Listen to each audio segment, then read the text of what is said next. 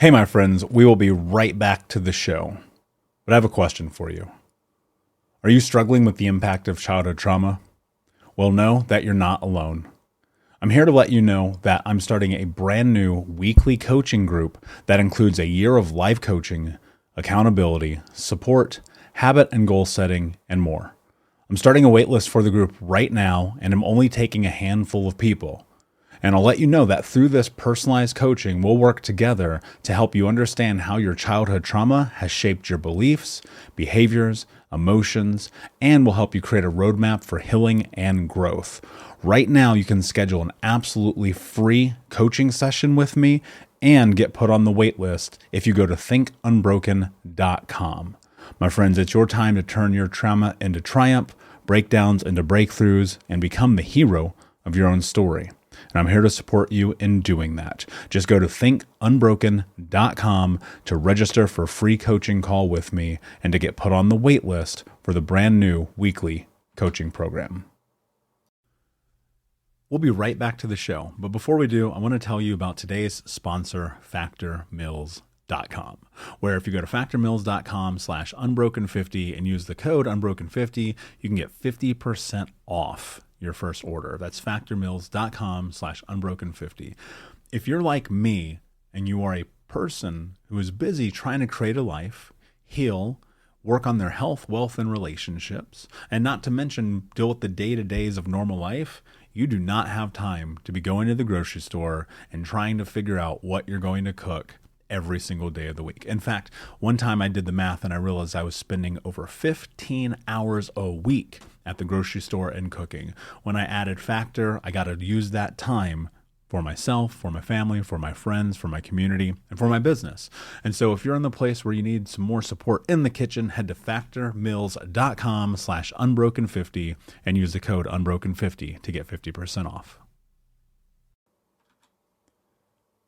Hey, my friends, we will be right back to the show. But I have a question for you. Are you struggling with the impact of childhood trauma? Well, know that you're not alone. I'm here to let you know that I'm starting a brand new weekly coaching group that includes a year of life coaching, accountability, support, habit and goal setting, and more. I'm starting a waitlist for the group right now, and I'm only taking a handful of people. And I'll let you know that through this personalized coaching, we'll work together to help you understand how your childhood trauma has shaped your beliefs, behaviors, emotions, and will help you create a roadmap for healing and growth. Right now, you can schedule an absolutely free coaching session with me and get put on the wait list if you go to thinkunbroken.com. My friends, it's your time to turn your trauma into triumph, breakdowns into breakthroughs, and become the hero of your own story. And I'm here to support you in doing that. Just go to thinkunbroken.com to register for a free coaching call with me and to get put on the wait list for the brand new weekly coaching program.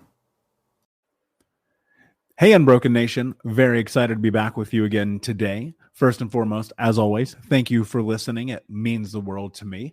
Today's guest is Sathiya Sam, who is a coach for pornography addicts. And I know if you read the title of this, Healing Porn Addiction, it might have been a little unsettling, might be a little uncomfortable, might even be a little scary. And I don't want you to run. If you are a person right now who in your life, you are facing the reality that maybe pornography is negatively impacting your life, you're going to want to listen to this episode.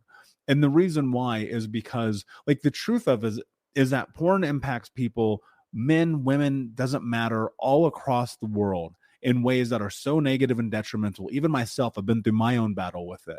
And in that, coming out the other side, looking at my life now, one of the things I'm most happy about is going through the process of healing that. I was exposed to pornography at an incredibly young age, 7 years old. And that kind of set the precedent for me in my life. And what I will tell you about my own journey without going too deep, because we're going to have a conversation with Sathiya here in a moment, is that being willing to acknowledge the impact that it was having on me from a negative aspect is one of the only reasons I'm here. And I would apply that to any of the addictions I've faced in my life: food, money, clothes, cars, whatever. Step one is always that. And the reason why I wanted to bring him on today was so that we could have this conversation and open up this taboo that I know is impacting people, because it has impacted me. And as a reminder, I want you to know that you're not alone. Like, in this process, in this journey and healing, there are tools, there are help, there is a community out here that can support you. And whether it's 12-step or whether it's coaching or whatever it may be, just know that if you're facing struggles in your life of any addiction, there is support, there is help. And so I'm very excited about this episode with Sathiya Sam. Without further ado, my friends, let's get into the show. Hey, what's up, Unbroken Nation? Welcome to the Think Unbroken podcast. I'm your host, Michael Unbroken, and this podcast is about helping trauma survivors let go of the past, overcome their fear, discover their identity, become the hero of their own story, and ultimately to be unbroken. Our goal in company is to bring on guests and experts in the fields of mental, physical, and psychological health to help you overcome the past, to take back your power. And in this podcast, we are unedited and unfiltered, and we're going to give it to you real so that you can start to create massive change in your life. If you're curious about learning more outside the podcast, you can get a free copy of my book, Think Unbroken, at book.thinkunbroken.com. That's book.thinkunbroken.com, where you can get a copy of my #1 best-selling book, Think Unbroken: Understanding and Overcoming Childhood Trauma. The most important thing that you can ever do, my friends, is show up for yourself, and that's where you are today. And I appreciate you. I have massive gratitude for you. And without further ado, let's get into the show. Hey, what's up, Unbroken Nation? Hope that you're doing well wherever you are in the world today. I'm very excited to be back with you with another episode with my guest, Sathiya Sam, who is an entrepreneur with a passion to see people's lives transformed. He has the Deep Clean program that helps men overcome pornography addiction. Sathiya, my friend, what is happening in your world today? Michael, thanks for having me, man. Glad to be here. Dude, I'm so excited to have you here because this is such a fucking taboo subject that I already know that people are going to listen to it and they're not going to talk about it. And what I think I would love to be able to do with you is for us to just break down the wall of this, because so many people are negatively impacted, both men and women. Yes, I realize you specialize in working with men, but across the spectrum, and I think it's only getting worse, destroying relationships, destroying intimacy, destroying work-life balance, the whole nine. It's insane to me. And so I am super, super pumped to have this conversation with you today, my friend. To begin with, why don't you tell us a little bit about your background, your history, and how you got to where you are today?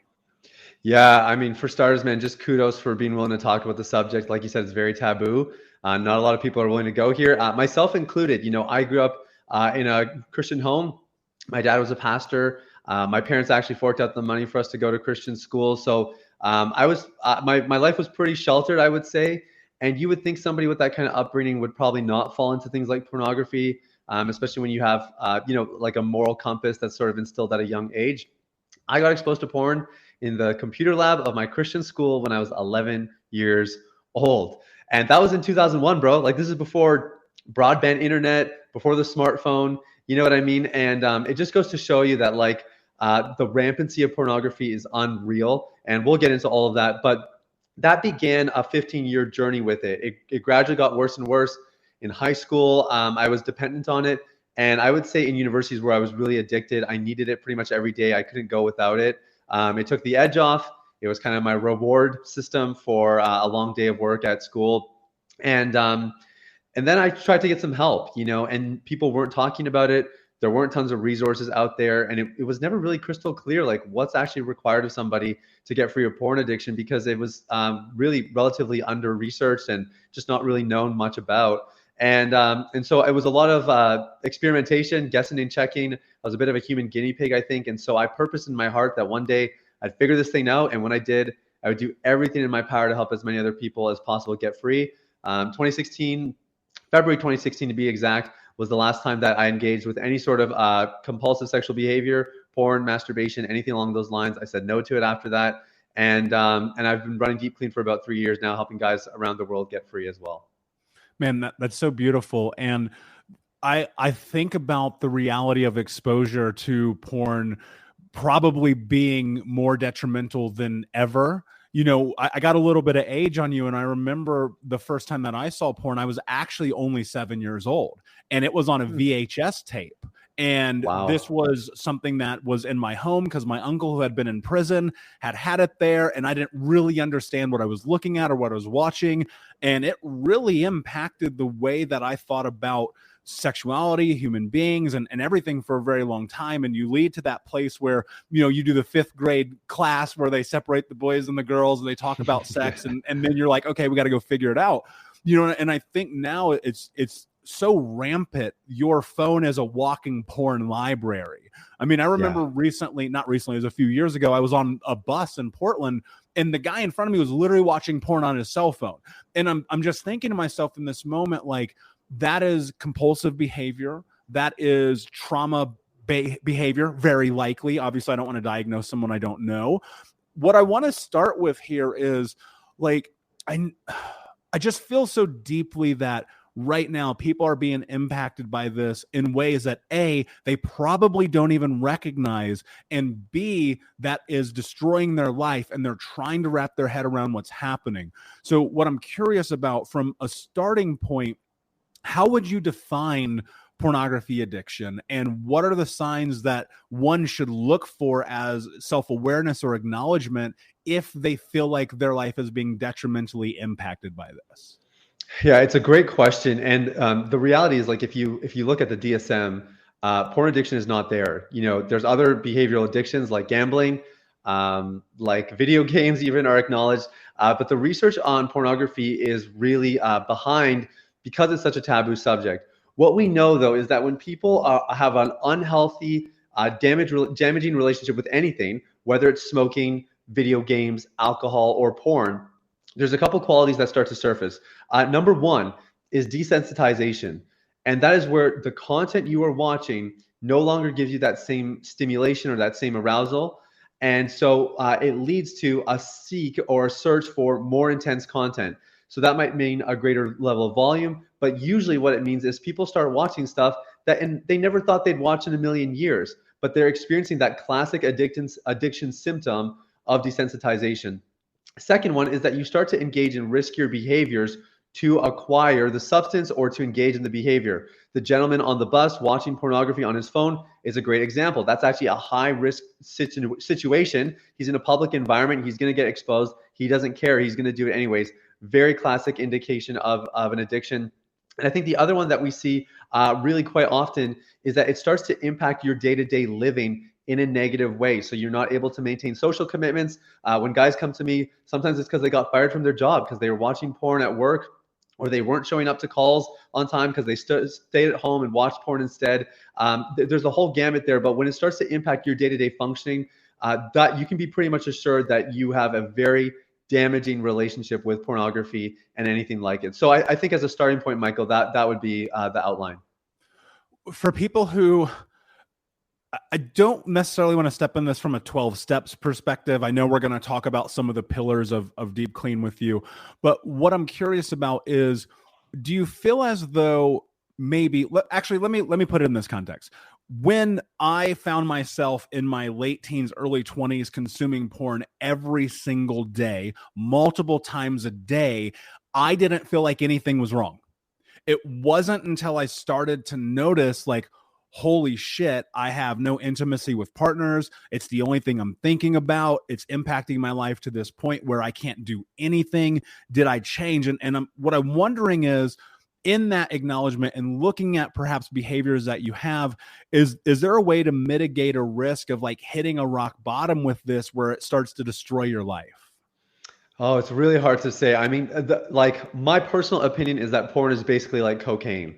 It's just a behavioral version. So, like, you ask yourself, like, well, could I do a little bit of cocaine and not get addicted to it? It's like, well, good luck with that. Like, I think it's a very slippery slope. The research shows that when porn is involved in a relationship, if one person is viewing porn, relationship satisfaction goes down. And in a marriage context, the rates of divorce spike. We see that rates of erectile dysfunction are at an all-time high, even in guys under the age of 40. It's reported as high as 45% of that demographic are experiencing ED. A lot of it points back to pornography. And I think For me, I don't see any element of it that's really healthy or helpful. All the research is indicating that the more this is a part of your life, the more damaging it's really going to become. So the earlier you can nip it in the bud, the better. Yeah, and I think that it's really fascinating to me because we live, especially if you're in Western cultures, in such this weird, like puritanical / taboo culture where sex is everywhere around you all the time, but it's like the healthy conversation isn't there. And I think Yeah. that this is one of the unhealthiest conversations that is not being had, or vice versa. And what I'm trying to think about here in real time is, for people who are now in this position, they're listening to this, they're deep into this, they want to know more, they want to try to start to create some types of changes around their life, but it just feels like they're holding on so tightly. This is the one thing that they have that brings joy, pleasure, happiness to their life, even though if you look at it from a biological and chemical release perspective, it's actually destroying you. Yeah. Where does that person begin? I think you have to acknowledge it. You have to own it. One question I really like to ask people is just what would change in your life if porn wasn't in the picture? And that usually starts to make people really aware of like, oh, well, I would have more time. My relationships would be healthier. I'd have more self-confidence. The list goes on. You have to start there. One of our mantras in Deep Clean is that a mistake made once is a mistake. A mistake made twice is a choice. And the idea there is that you have to actually own it. You have to take responsibility. It would be so easy for me to just keep blaming the guy who told me to go to that website, that pornographic website in my computer lab when I was 11 years old. It'd be so easy to blame him, to say, if that never happened, I would never have this problem. It'd be so easy to blame the internet, to blame the porn industry. The porn industry knows what they're doing. They know how to groom people at a young age to get them engaged in their content. There's all these places we can deflect responsibility towards, but ultimately, I think somebody just needs to say, hey, I'm actually responsible for this and I'm going to do something about it. The next thing you want to do, just to get really granular and really practical, is you have to start talking to somebody. And it could be a stranger. Some people would rather not talk to anybody they know, and I totally get it. I was more in that camp myself, just dealing with the shame of it. It was much easier to talk to somebody who didn't know me at all personally, or it could be somebody that you feel safe with, that you can trust, and eventually that's kind of the direction that I took long term. And that's another really good place to kind of de-shame, vocalize it a little bit, and at least start to begin that healing journey. And it feels like so much of this is shame ridden, right? I mean, you look at the amount of consumption. I think I read somewhere, I may be wrong, you might know better than me, but I recall that a few years ago, there was a porn company that did an ad during a Super Bowl halftime show, and more people watched that on their website than the entire Super Bowl combined. And it's like, there's something there to that where you go, is it, like, where does this really come from? So let's break it down a little bit, because I know that there are people who enjoy this, and we're not shaming people. We're not guilting people here. That's not what happened. That's not what we're talking about, because the reality is some people do have that, and some people it's self-expression and things like that. What we're looking at and talking about here are people whose lives are so negatively impacted. And what I'm wondering is, in this process, and when you're looking at it and you're holding on to this, is it truly behavioral? Is it chemical? Like what is it about this about porn addiction that keeps people so tied in? Yeah, I mean, honestly, it's all of the above. I mean, the biology of it is really clear. Like, porn is highly addictive. Um, it's it's targeting people's, or it's impacting people's arousal centers, right? Like, one of the most central parts of your brain. And it's the reason that guys under the age of 40 are experiencing rampant rates of erectile dysfunction, because their brains are actually being conditioned to experience arousal through a super stimulus. That's what porn is categorized at, biologically speaking. It's a super stimulus. So you're seeing a rewiring of the brain. On an emotional level, a relational level. We say that porn is fast food intimacy. So the same way that a fast food diet is really not sustainable, because it's going to temporarily satisfy the craving, but it's actually going to do damage to your body long term. Porn has that same impact on the heart. So it might give you that initial feeling of connection, of intimacy. A lot of guys are going to pornography, at least in our groups. They admit that they go to porn because they don't have to risk being rejected by somebody. They don't have to deal with any of the hard work of cultivating true intimacy. It's just easy, quick, fast food intimacy.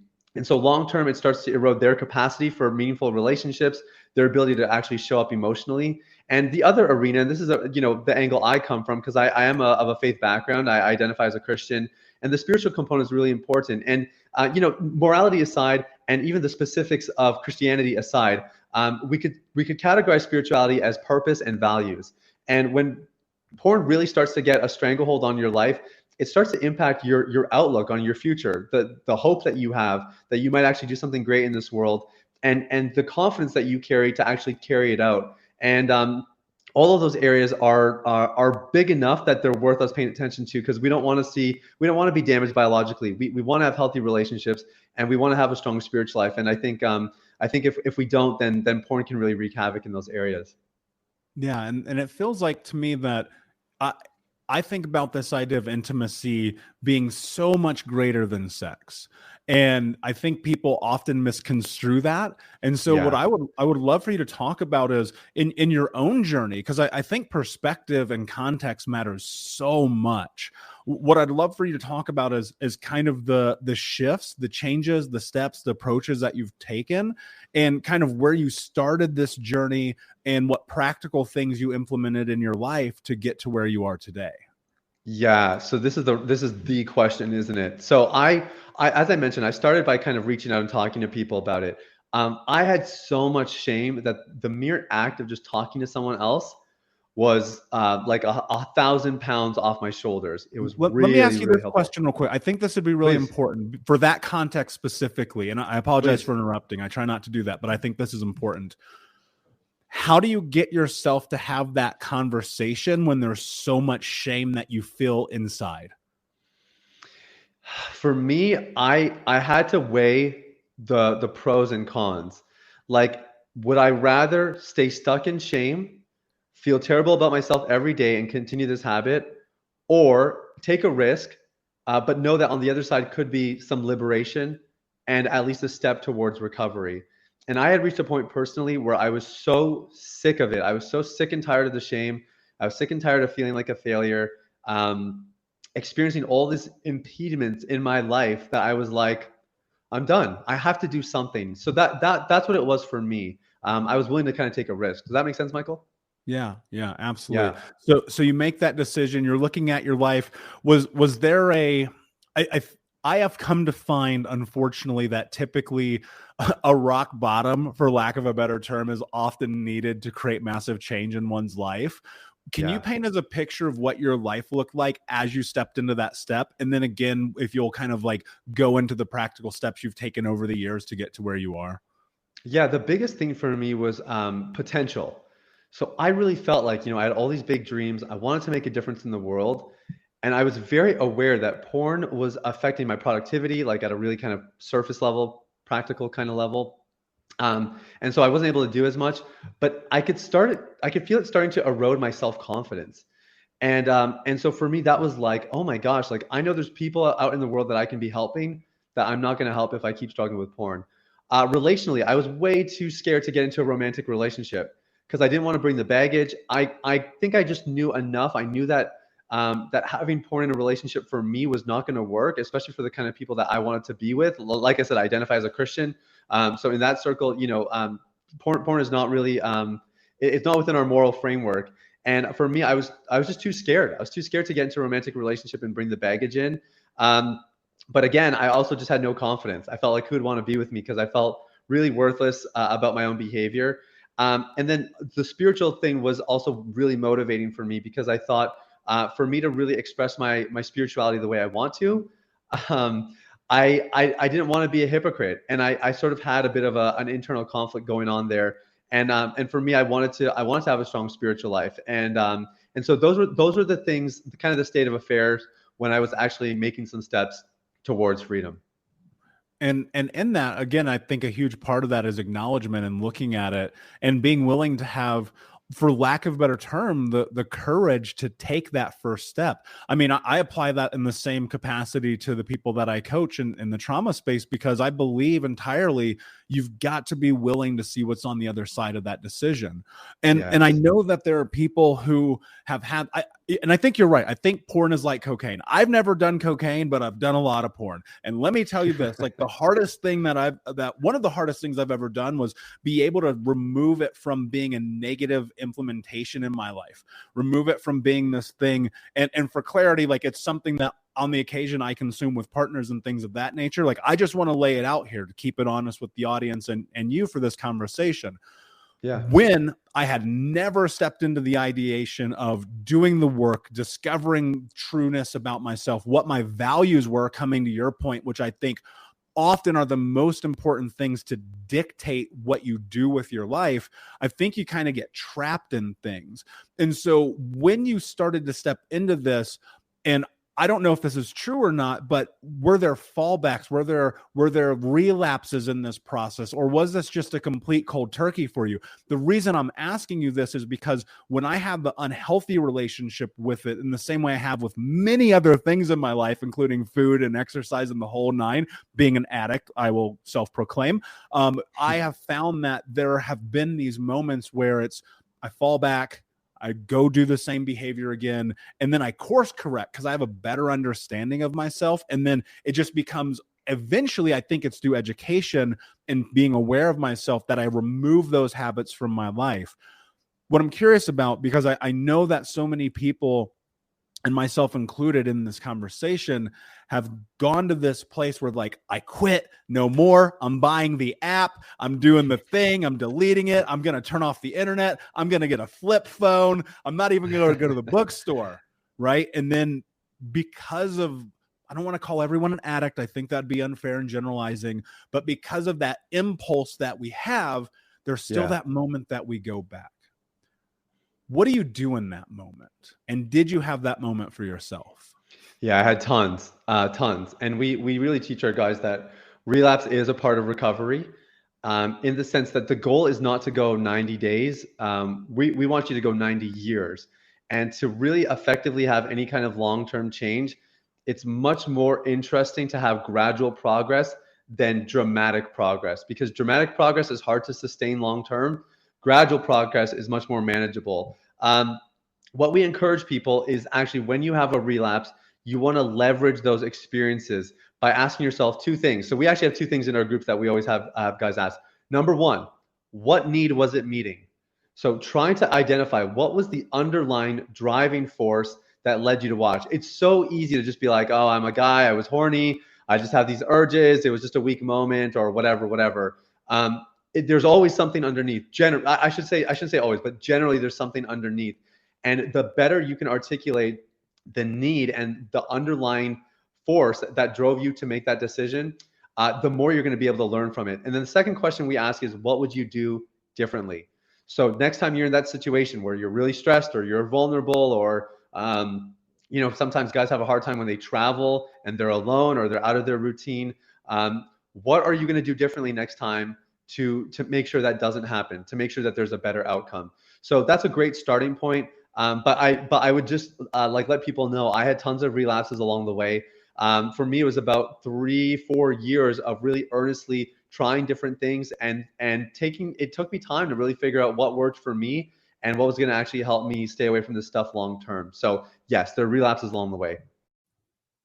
We'll be right back, but I wanted to take a quick moment to tell you about the Think Unbroken 6-week trauma healing coaching program. If you go to coaching.thinkunbroken.com, that's coaching.thinkunbroken.com, you can sign up for the 6-week daily Think Unbroken Trauma Healing Coaching Program. In this program, we're going to go over the 6 principles of healing trauma, adaptation, understanding the impacts of trauma, how to become the hero of your own story, what to do next, and ultimately what it means to be unbroken. For more information about this 6-week coaching program, which you can download as an app on your phone and take with you everywhere, no matter where you are in the world, it's interactive. It's built about giving you practical tools that you can use in real time. And if you're ready for what's next in your life, go to coaching.thinkunbroken.com. Again, that's coaching.thinkunbroken.com.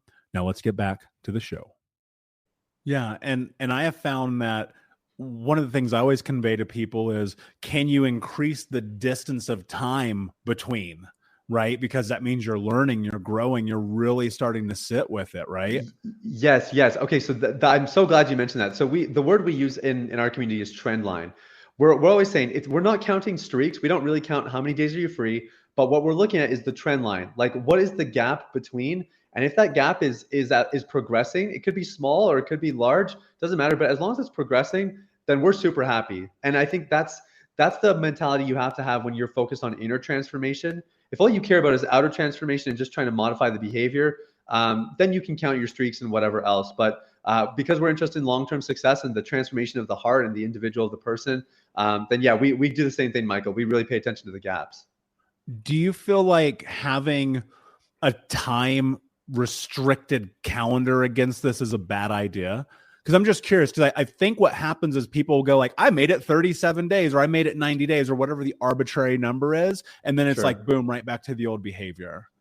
Yeah, I mean, we really don't encourage any of that kind of stuff. Not against it. Like, I think if you can go 90 days without looking at porn, that's fantastic. But like I said, for us, we're trying to play the long game. And so that means, yeah, we don't really try to put deadlines or timeframes.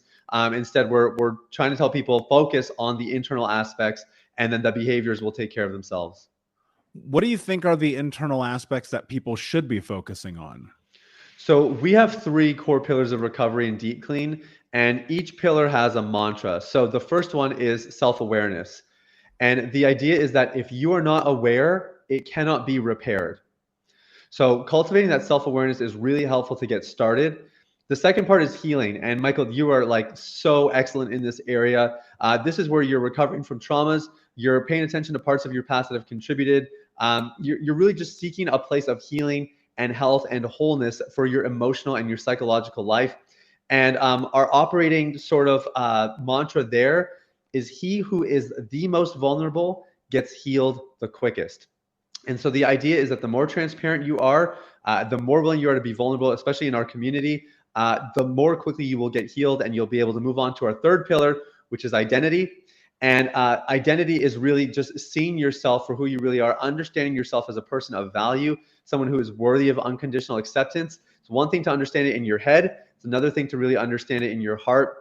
And the operating mantra there is that I would rather be 100% my true self and rejected than 80% my true self and accepted. And so those are sort of the 3 pillars that we encourage people along the way in the recovery process. To me, this is kind of what inside out transformation really embodies. Yeah, I think that's really special because there is something so incredibly powerful about owning who you are 100%. And to your point, you talked about this being a transition, like from 2 to 3. I am such a huge proponent about this idea of vulnerability, because the truth is that is where you create connection. That is where you create relation. That is where you ultimately create intimacies. You have to be able to be willing to put yourself out there. And look, I think like, I would dare say this, and I don't want to put words in your mouth, but you and I are able to have a conversation like this because of all of the work around vulnerability, because of all of the, who knows how many hours and hours and hours of life of trying to understand ourselves better to get to the point where you can have the conversation. Vulnerability is a terrible conversation for most men. Most people in general, but definitely men. We're growing up, we're told, don't cry, put some dirt on it, don't be a bitch, don't be a pussy, like all those things. Even though contextually I think the world is changing, that still holds true. Where do men start to step into vulnerability? Because I feel like even right now, real time in this conversation, there are people who are going to see the title of this in the podcast feed, and they're not going to ever tell a human being that they listen to this conversation. And I'm terrified of that because I don't believe change will ever happen for them. So how can we give men and women, everyone, tools to step into vulnerability, not necessarily only specifically in this context, but in life in general? Yeah, I would ask this question. What is the safest place, or who is the safest person that you could engage in this conversation with? And I can pretty much guarantee you, when you ask that question, if you think about it, you will find something. It might be an online forum where you're completely anonymous. That's a great starting point. Everything we do involves community. I know you have a community, you have Unbroken Nation, Michael. That's because you and I know how powerful it is. Maybe somebody's not ready to quite put their face out there and really plug in, at least start by engaging somewhere where you can even be anonymous. But I think finding those safe places, online or in person, really, really important to actually breaking out of this a little bit and realizing you're not the only one. And the number one piece of feedback that I get when guys do join our community, and after the first session, and I'm always like, okay, how was it? You know, what did you think? They're like, honestly, I can't believe there's other guys who have had the same thoughts, the same struggles. My wife said the exact same thing to me. You know, like they can't believe it. And the reward is so worth the risk. And I know how scary it is, but for anyone who is listening, who's on the fence, I highly, highly doubt you will regret it. If you find a safe community where you can plug in, it's going to be so worthwhile, not just for your recovery, but for your overall quality of life. I completely agree. And I have found that in those times personally, when I take the biggest risk of my life, what at least in that moment feels so risky to walk into a support group. It feels so risky to join a men's group. It feels so risky to go into an online forum. All of these things I've done. And every single time on the backside, like I feel so empowered. But to your point, more importantly, I feel like I am not alone. And we get caught up in this idea, and I think this is probably one of the most dangerous parts of mental health right now, is that somehow we're alone. Yo, there are 8 billion people on planet Earth. You are not, but whatever the crazy shit happening in your life, I promise it is not only happening to you, it is happening to other people as well. And you have the ability to step into that, right? You have the ability to go through that, right? And that self-awareness, that healing, and then ultimately creating identity, like that's so profound.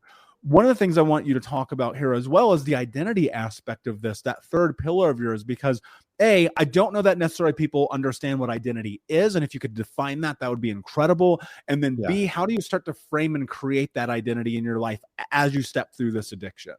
Yeah, for sure. Identity is simply asking that question, who are you? How do you answer that question? And the more unconditional your response is, the better. If you answer that question, who are you, by your career, I'm a podcaster. For me, I'm a coach. Obviously, these are the things we put on our public facing profiles. But if that's actually your identity statement, then your value is determined by how well you can carry out that task or perform in that job. So identity is learning to define yourself and finding unconditional places to find your affirmation and sort of that solidification of who you are. That's sort of the basis of it. Maybe the best way I can summarize it is this, and this is what we tell our guys in our community, is we say, you cannot outbehave your beliefs. So in the addiction conversation, I'm personally not a huge supporter of 12-step, because one of the first steps is, hi, I'm Sathiya, I'm an alcoholic, or it's whatever. It's you call yourself an addict. Now, there's nothing wrong with labeling or identifying it for what it is. But the problem I have with some of these processes and systems is that that label never changes. It's like once an addict, always an addict. And we personally don't agree with that. We believe that if you think you are an addict, then you will engage in addiction by faith, because that's what you believe about yourself. And so a huge part of helping guys along the way is changing the way they see themselves apart from their behavior, apart from their baggage and their past. And when they start to see themselves that way, then the more productive behavior and the better decision making starts to follow. So that's sort of the framework that we give them. I often think about this truth. What you think becomes what you speak become your action, and your actions become your reality. And that is the same exact holdup that I've always held with 12-step programs as well. The first time I ever walked into an AA meeting, I was like 9 years old, right? Going in there with my mother and sitting here and looking at all these people. And I remember this distinctly, sitting on these awful gymnasium, cold metal chairs in this freezing Indiana day. Everyone's bundled up, sitting there, and they're introducing themselves and saying they're an addict. And I distinctly remember, even at 10, 11, 12 years old, going to these meetings with my mother, which children shouldn't be involved in. That's another conversation. But sitting there and thinking to myself, these people are making a choice to be an addict because they are already predetermining that's who they are. And as I've stepped deep into my personal healing journey, I remember most of my late teens, early 20s, being the role of victim, blaming, saying it's everyone else's fault, being like, I am this way because of them. And that's the ultimate fixed mindset, right? when you shift and you start to step into the reality that you can have this parallel of healing and changing your identity at the same time, I think truthfully that's where you find freedom. So I'm going to ask you a question, which I don't know if you've been asked before, but let's find out. Who are you? Wow. Okay. No one's ever asked me that before. So this is where my faith really comes into play. And one of the Christian doctrines is that we are children of God. And that just sounds like maybe fluffy faith language, but I'll explain what I mean by answering the question. I would answer that question. I am a son of God. Now, here's why that's really helpful for me. That identity statement has nothing to do with my behavior. Being a son is relationally defined. And what that means is as long as God doesn't change his mind, then we're good, right? My identity stays intact. And I know that to be true about God. But if you wanted to transfer that, like, when your identity is identified or is defined rather by relationship, it can be really, really powerful. One of the things that motivates guys to get free and deep clean is they want to be a better husband. They want to be a better father. They're very, very relationally centered terms. And what that means is those relationships, they don't change. They don't change. So I can be really confident, for me being a son of God, that I am unconditionally loved. He unconditionally loves and accepts me. I'm worthy. I'm valuable as a result. And that will not change regardless of if I had a relapse today, Michael, my value does not change. My value as a person literally does not change. And that's personally how I choose to answer that question. Yeah, I get that. I totally resonate with that. And the reason I asked you that is because I really want to hit home, because at one point you may have had a thought like, I feel like an addict. I feel like I have no control over this. And I think there's something about, in my journey, when I actually realized I was in control as opposed to not being in control, I promise you that's when everything changed. Like, I use the word control all the time, right? Control what you can, let go of what you cannot. When, from a relationship standpoint, because I'm really curious about the impact this has had on your life, what were relationships like for you before, and where are you at today? So porn really stopped me from engaging in meaningful relationships. And it's just the simple thing of like, if you get too close, you're going to see my pain, you're going to see my brokenness, and that's scary. So it's not that I'm very extroverted. I'm super friendly and warm. I had no problem making friends, but deep, meaningful relationships, that was really difficult. And the romantic relationships I was in, that was always the complaint I got, was like, you never actually share about what's going on within you. You just tell me about what you did in your day. And I was like, I kind of didn't have the skill set, but even if I did, I would not have gone there because I was too ashamed of my brokenness and porn addiction. One of my things was, one of my mentors actually taught me this, that he said, marriage is a magnifier. And I always want to get married. I'm sure there's different opinions about marriage amongst your audience, but for me, marriage was an important thing that I wanted to eventually experience. And what my mentor was really saying is, dude, whatever issues you have in your life right now, a lot of single guys think that a long-term committed relationship, marriage, or just, the relationship, a lot of them think it's going to fix their problem. It doesn't. Marriage is a magnifier. It makes your problems worse. So when we got on the subject of porn addiction, he said, that's something that you're going to want to take care of, because that's going to become a bigger issue on the other side of marriage. And to be honest, I always thought, how could that be if I was in a long-term committed relationship and if we have a healthy sex life? Like, surely my issues with pornography will just go away. But he was absolutely right. And so for me, I actually was free of pornography before I did get married, before I met my wife. And on the other side, what it looks like now, Michael, just going back to what we talked about before, is I am consciously choosing to be vulnerable on a regular basis with my wife, with some of my really close inner circle friends, because I know it's necessary for me to stay healthy and to stay whole and to continue to grow as a person. So it's taken me a long time to get here, a lot of conscious effort, and some bumps and some scrapes along the way as well. But because I'm free, I really am able to relate on a much deeper level. Yeah, that's really beautiful, and congratulations. One of the things I'm curious about is, what if, which I believe it is, that many addictions are behavioral.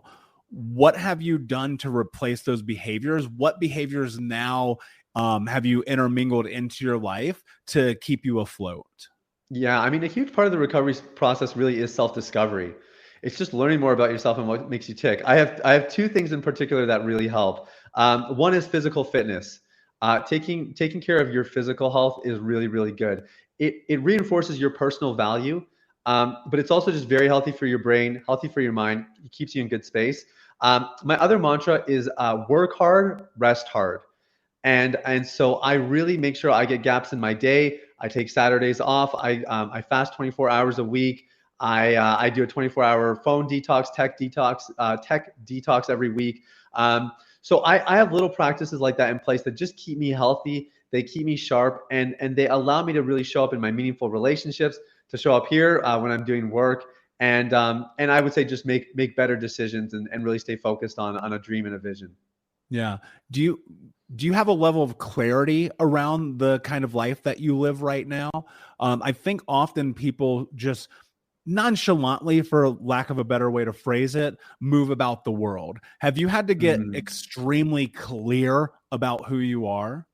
Yeah, big time. I mean, especially I would say the last 3-4 years of my life, I've made some pretty radical changes. I've decided to be more of an entrepreneur. I quit my 9 to 5. I'm actually doing this interview from Jamaica. My wife and I have decided to move here for the winter.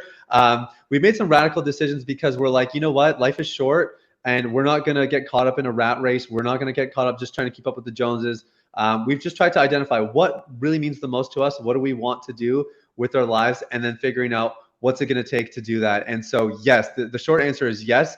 And if I can just say, it's one of the things that we talk about on our podcast a lot, actually, is that this is why getting free of pornography and any kind of addiction is so powerful, because it gives you your life back.